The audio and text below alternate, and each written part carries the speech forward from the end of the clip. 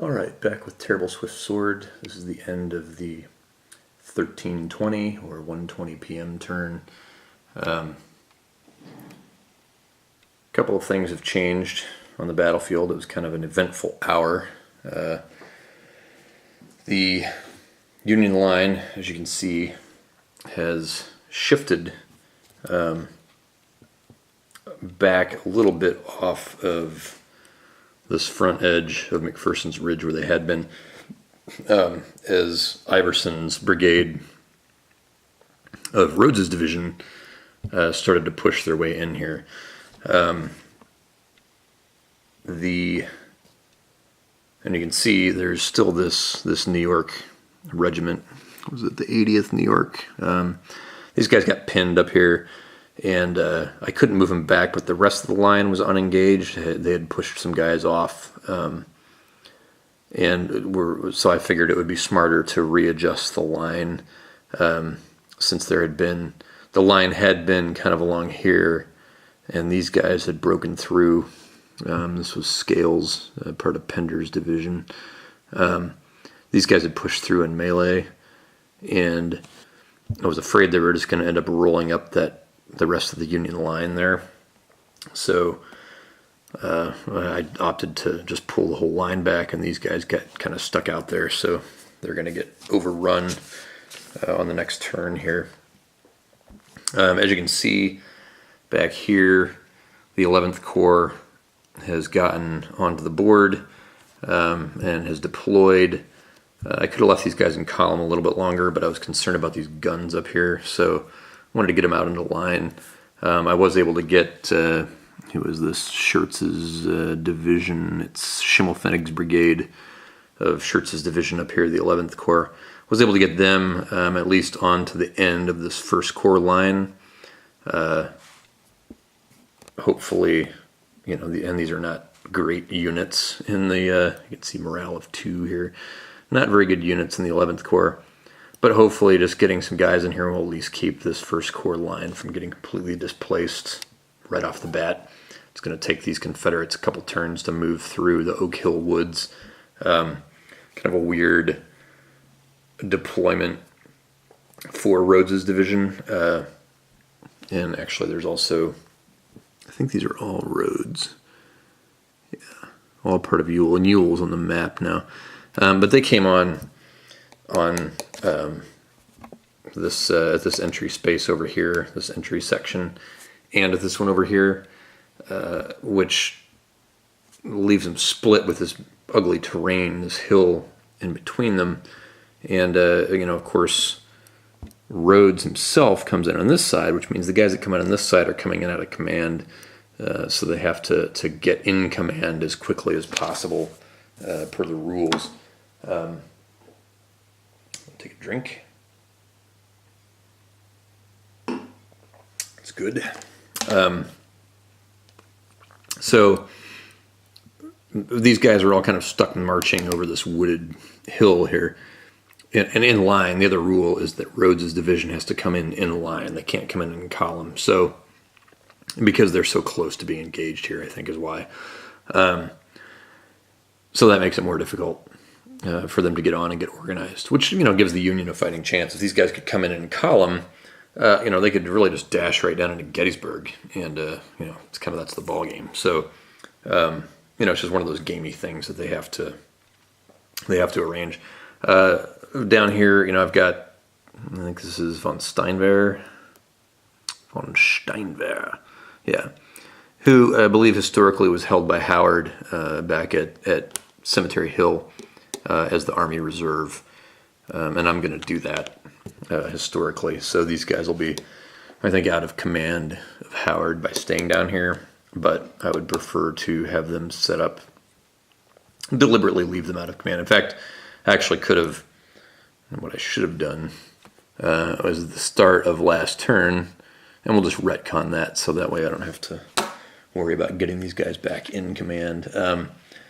What you would do in a situation like that is detach those guys. And just in a quick check of the rules, I don't know if you can detach an entire division. Detachment, no, you can. given division can have only one of its original brigades detached. We've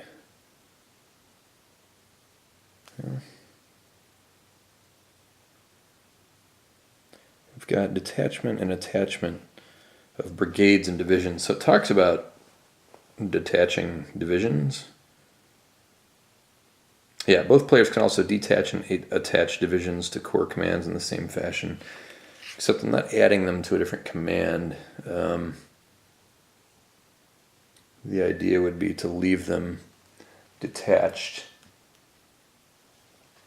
But not out of command. But I guess you have to. So, see, brigade commanders, army commanders, corps commanders. Increase the divisional integrity radius of subordinate division commanders. Corps commander may split his command points among several different division commanders.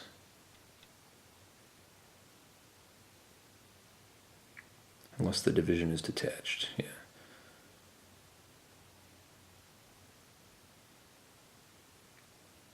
Well, I don't know. The easier thing to do, I guess, would be to have Howard at the back of the line instead of the front. 5, 6, 7, 10. Well, that still leaves him.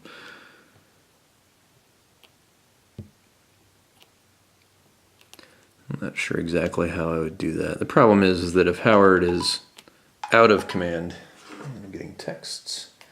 If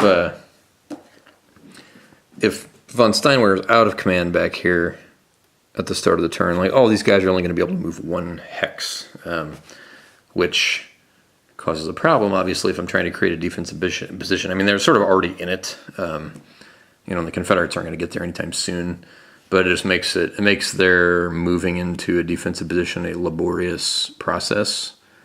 Maybe I should look at the rules for wing commands.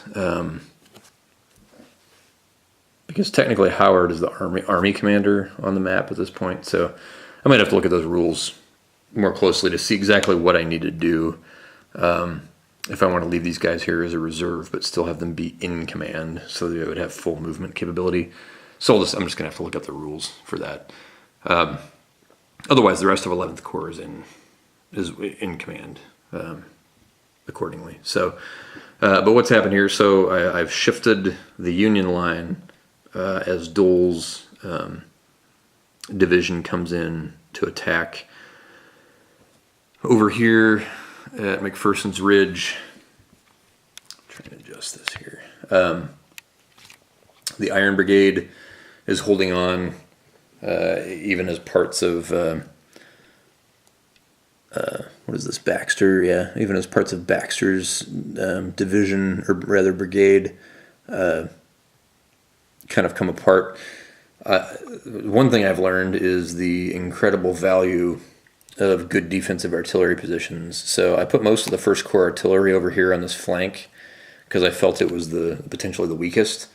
And that artillery, you can see there's a BCE counter here. This was Perrin's brigade, and those guys are good. I mean, those are the South Carolinians of Perrin's brigade, high morale units. They just got completely destroyed by the Union artillery, and it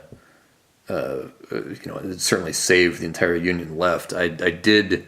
You can see there's some abandoned guns there. So Perrin, those guys are quality troops, and they got up there and stormed those guns, got around on the flank. That's why I brought the Cav back over to assist the Baxter's fairly weak, low morale Union regiments of pushing back Perrin's brigade, and they were successful. The guns are abandoned there. I cannot recrew them because the crew is dead. They were killed in melee combat, and if you get any sort of killed or captured result on an artillery crew, the entire crew is eliminated. It's not step based in that situation. So because they were alone in the hex, their infantry support had routed.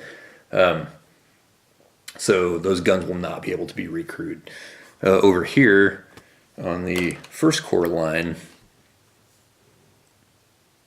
think it's under these guys. Yeah, the Second Maine. Those guns were stormed by Lane's brigade here and taken one of my Iron Brigade units. I want to say it was the 6th Wisconsin. No, maybe the second or the 6th Wisconsin. One of those units, one of those regiments, was destroyed.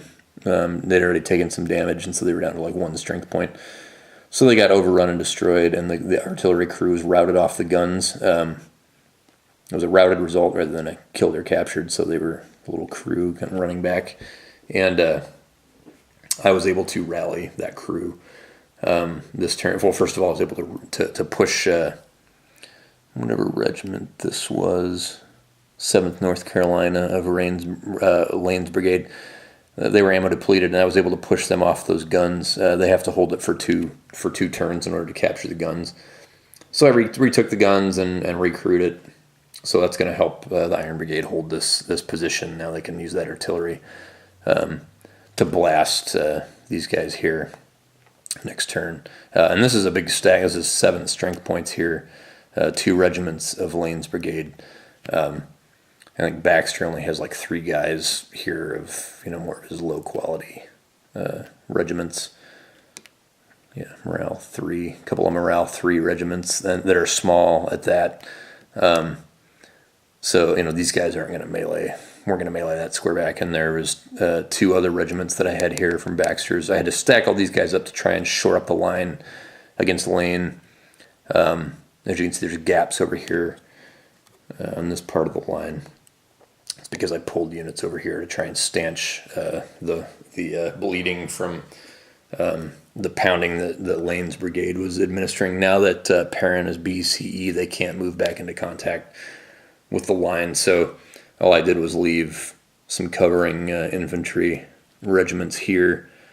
Probably should have swapped out these smaller regiments and put them in command. Moved my bigger regiments back over here to defend against Lane. But it was thinking quickly, trying to move quickly. So next turn, this artillery is going to be invaluable, along with artillery over here, in blasting these 2 regiments of Lane's brigade. So hopefully, especially since I routed in melee, I routed a couple of Lane's regiments here. Hopefully that will break up this attack enough for the Iron Brigade to try and hold on a little bit longer. Because if I can limit, a BCE Lane's brigade there, that's kind of going to put a halt to the whole attack on the Union left. This is going to be a problem over here. I can see this breaking fairly quickly. These units over here are just such low morale that I can't see them holding on very long. So the question is, at what point, will the retreat of these guys end up causing this whole line to have to fall back, as it did historically? It's probably, we're a couple turns away from it, but it is an eventuality that's going to happen. So hence my desire to keep a reserve back here on Cemetery Hill. So anyway, things are starting to shift a bit for the Union lines here as more Confederates come on the map. And we've got more Confederate reinforcements coming in. Well, I guess not till... We'll have Early's division coming in, and that will be kind of the big game changer, because that's just going to blow away, these weak 11th Corps units once Early's guys start coming on, probably from these entry hexes here. So once that happens, it's kind of, the Union's going to have to start thinking about trying to salvage the battlefield position for the next day's fight. So we'll check back in a bit.